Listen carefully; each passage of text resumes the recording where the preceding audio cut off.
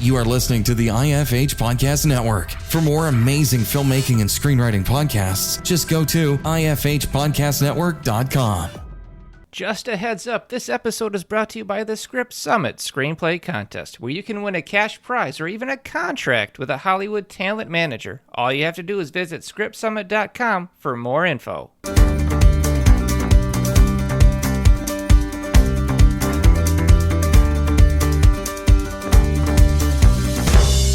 All right, welcome to the Successful Screenwriter Podcast. On this episode, I am joined by a guest host as we analyze and break down a film to discover what works and what doesn't. All right, welcome to the podcast. I am joined by Reece Taylor, a reporter at the Oakland Press and blog contributor to the Successful Screenwriter Podcast. Reece, thanks for being with us. Thank you for having me. All right, today we are going to do a film analysis on Ghostbusters Afterlife, which I'm super excited about and really appreciate you joining me today. All right, so I'm going to hit you with the log line. You ready? Go for it. All right. When a single mom and her two kids arrive in a small town, they begin to discover their connection to the original Ghostbusters and the secret legacy their grandfather left behind. All right, give me your real quick first thoughts. First thoughts on that film were, one, it was an amazing fan film. It was literally a love letter to the fans in the original film. Right. That I appreciate. And on top of that, it really told its own story. It went its own direction with it. And it went with something that I've seen with a lot of films lately, is that it goes straight from the original and this being a direct sequel. Yeah. Yeah, I thought that was interesting. So it was directed by Jason Reitman, and he was also one of the writers on as well as Gil Kenan and Dan Aykroyd. And Jason Reitman, the son of Ivan Reitman, who directed the original Ghostbusters. What I agree with you. I think it is its own film. It's its own standalone film. You could watch this and have never seen any of the Ghostbusters, and it will still hit you emotionally, which is really hard to pull off. Of course, there's a lot of fan service in it. And I thought maybe we could talk about that for a minute before we really kind of dive into concept and theme and character. If we could talk about the fact that for some reason, this film is really divisive around, fans versus critics. I mean, the critic scores on this film isn't as great as the fans. Fans are loving this film, but critics are calling it, derivative and things like that. I have to tell you, as somebody who works in story, this is a solid film. Well, here's the thing. And when they're talking about the whole thing about it being derivative, first thing that came to my mind was The Force Awakens. Which, okay. All right. And what I mean by that is, I thought the story was told fine. I thought it was a good story, but a lot of people had a problem with it, saying that this is just a repeat of the original, or it's something that they've seen before already. Which us working in stories and then working in film, we understand that there's not a lot of stories that can be told. Yeah. It's all about plotting, which I felt like this one was plotted well. I agree. I mean, listen, watching this film and even taking away my prior knowledge of the 80s, which I'm very familiar with, having lived it, I laughed, I cried, I was on an emotional journey. And if you can do that to me in a film, and this is what I do for a living, that's a powerful film for me. And I thought this film did what it needed to do for the fans, but it also had a strong theme. And the theme was dealing with loss, right? Right. Now, I'm going to also say this. This is one of the distinctions that I think a lot of people struggle with when it comes to films. Yeah. And in Ghostbusters, this one I think is the most obvious, which is they're expecting Ghostbusters to be about them fighting ghosts, which this was, I'm not going to say it was a subplot, right? But the idea of them fighting ghosts took back seat to what the actual theme was, which was dealing with grief and dealing with loss. Absolutely. So you have to be able to separate the fact that it's kind of like Jurassic Park. The theme of Jurassic Park is literally future and progression versus the past. And they told that through the characters, which Alan Grant was obsessed with the past, John Hammond was obsessed with the future, and between the two of them kind of met in the middle. Right. And they grounded Jurassic Park with another theme of family, right? Right. So by doing that, by characterizing it that way, you're able to hook into this, primal root that everybody understands. And it's the same thing with Ghostbusters Afterlife. They're dealing with loss, but it's not like you had mentioned before we got on the show. You had mentioned, well, they weren't dealing with the 5 stages. They were dealing with coming to terms after the 5 stages and like moving on with your life. And that's exactly what this is. And everybody's had to deal with that. We've all had to deal with loss, especially right now with COVID. We've all lost someone that we love. We've all lost someone that we've cared about because of this thing. And to sit there in an audience and watch this film with characters who feel real, characters who feel grounded, that have, things like abandonment issues that have played out in their lives because they're that well developed as a character, go through this journey that we have all going through right now. I can identify with these characters. And I think it was just so beautifully done. And then, throw in the concepts of ghosts on there. Why not? Right. I mean, and plus, when you're dealing with loss, a lot of people always go to ghosts. So that actually does play into what the theme of it is. Yeah. And even more so, just like you're dealing with the grief of of losing a loved one. And are we going to go into spoilers? Because we do spoilers on this show. So if you're listening to we're analyzing. I can't really analyze without spoilers. So I think it's fine. If you haven't watched the film yet, go watch the film and then come back and finish the episode. Thank you for putting that out there, because here we go. All right. Obviously, it's going to be about Egon's death. This is Egon's family, his daughter and his grandchildren. So you're going to deal with the grief from him up and leaving his family, which come to find out he was fighting the villain from the first one on what's going to be an even larger scale. Yeah. I don't know how do you top New York City? Yeah. But there's ways to do it, and this one did it. Yeah, now, they did it without going spectacle, right? They didn't have to have the flair of New York City. They went to the exact opposite, which is like the countryside. But to do that, you then have to ground it in family. Got to ground it in family. But another smart thing that they did with it was by putting it in such a small environment, it does something that a lot of people had problems with the original, which was you don't really understand how powerful Gozer is. Right. And in this one, Gozer's right there. I'm going to say it because I don't really know if it's a man or woman. Like that's one of the it's a god. I think that's fair. Yeah. It's intimate. It's there. You're feeling it. You see it, and by you actually interacting with it, you understand how powerful this is by sacrificing how many lights and how large New York City is. Right. It puts you one-on-one with this thing. And now you're looking at kids and adults dealing with this, like, how do you beat something this powerful when it's just me? When you're in a small town, it's pretty much a small environment versus something that's larger than life. Which, in a way, you can say that's what grief is. It's something that's in many ways larger than life. It's larger than what we can understand. No, I agree. It is, but going back to Gozer, played by Olivia Wilde. I don't know if you picked that up, but I thought that was an awesome cameo.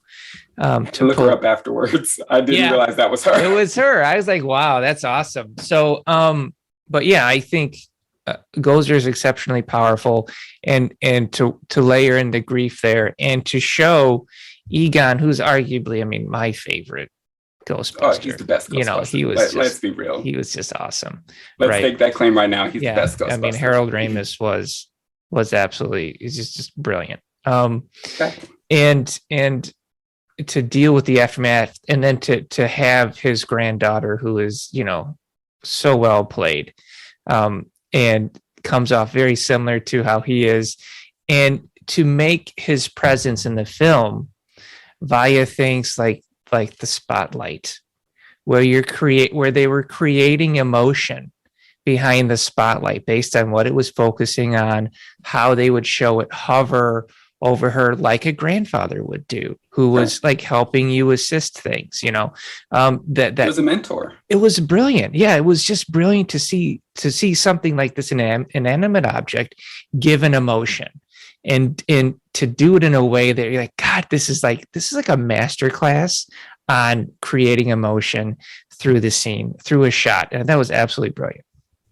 And I think that's one of the things that they were trying to really establish in Ghostbusters Afterlife was this was a story about emotion. If you can't emotionally invest into the story, you don't have a good story. Right. You're emotionally invested in the characters. And honestly, even though it's kind of sort of, but not really a twist that Egon's their grandfather. Yeah. They also made it so obvious that he was from the start that you're like, okay, they're not going to try to like push a twist saying, oh, wait, this is actually his family. They're jumping in saying, okay, pick up on the clues.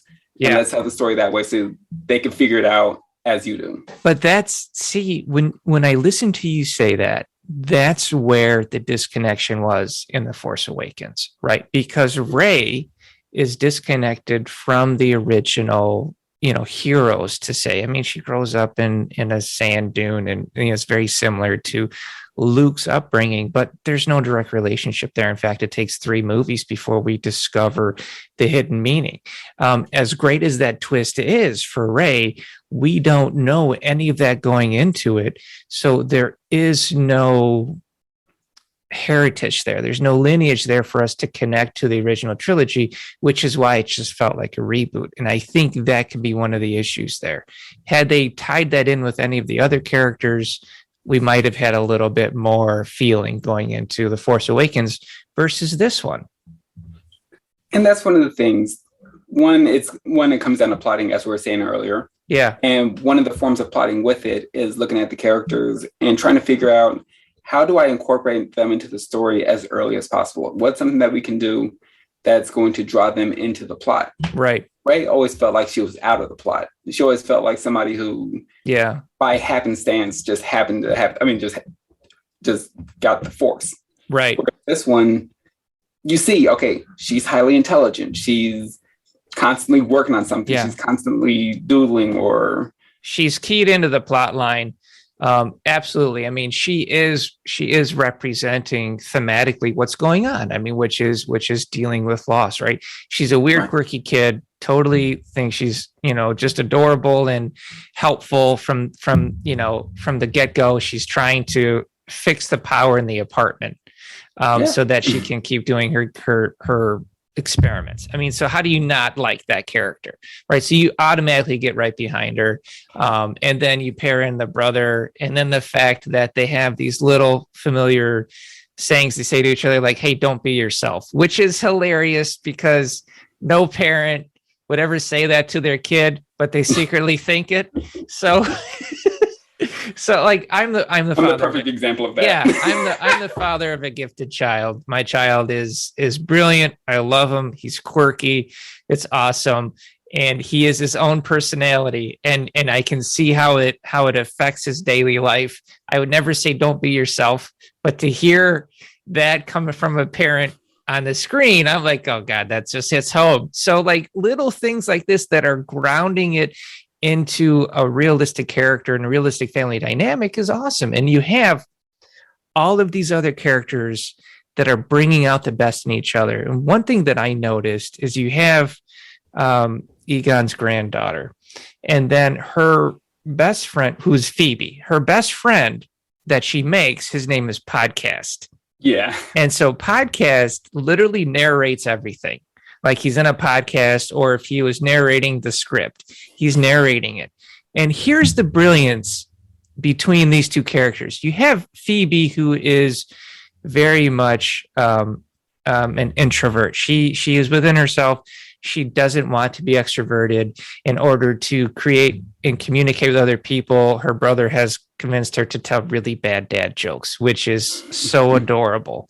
And it works, and they play that throughout the plot. But Podcast is an extrovert, right?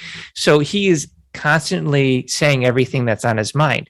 So you pair those two characters together and you get this beautiful dynamic through the story between this extrovert and this introvert, where they are constantly lovingly challenging each other and are perfectly fit. And to see that on screen work so well is just, it's just beauty in motion. And also they played something true to life, which is every introvert, me and you both understand this. Yeah. For some reason, there's always that one extrovert that just clings onto him and says, okay, no. They take us under their wing. Yes, it's true. Please, God, no. And that's beautifully done throughout the film. Also, something that you did note that also stemming off of last time when I was talking about how how you had a bit of foreshadowing. She's working on the power in the apartment to continue her experiments. Yeah. At the end, she fixes the power in the at the farm. It's brilliant. It's so good. Like when you just look at that type of foreshadowing carried throughout the entire script, but even the dad jokes, Reece, even the dad jokes, they start out with the dad jokes because she's trying to make friends. She ends up saying dad jokes to Gozer, the destroyer, right? As a distraction. Yeah. So even that, like you take every little thing and you run it through the whole story and it becomes important to the point where it always pays off. They're not just loading things to load in there to waste time to get to 90 minutes. Everything had a purpose, and that is the point of a killer script. Every single scene, every single line has a purpose. It's not just filler. And this film shows exactly why. I would say any film student or screenwriter out there who wants to see how do I write that killer script, you go and watch Ghostbusters Afterlife, and it shows you how to do it. Exactly. And even with that, going back to the whole idea of this being kind of a fan film. Yeah. Throughout the first two, Egon always told dad jokes. One of my favorite scenes is actually in Ghostbusters 2, which I don't care. No one says I love that movie. And one of my favorite moments was actually when they were in the courthouse, when they turned on the protein. I mean the power, the proton pack. When they turned on the proton packs, mouth got away from me. That's fine. First one, Doe. Second, Ray. Yeah. Egon. Yeah. Like, stuff like that. Just that dry sense of humor.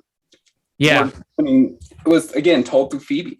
Yeah, I love it. It was so good. And then, of course, the big twist at the end, which was awesome and so satisfying and brave, because I didn't think they were going to go there, especially with the intro where you never see the face because obviously it's a double. I didn't think they'd go there. They went there. And I mean, I don't think there's a dry eye in the theater. It was just, God, it hits you. And it was just beautiful. So, all right.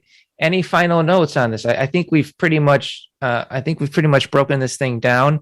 The subplots were there as well with her mother and Paul Rudd again dealing with loss and trying to find a way into this world. So I think that was played out as well. Paul Rudd, what an awesome addition.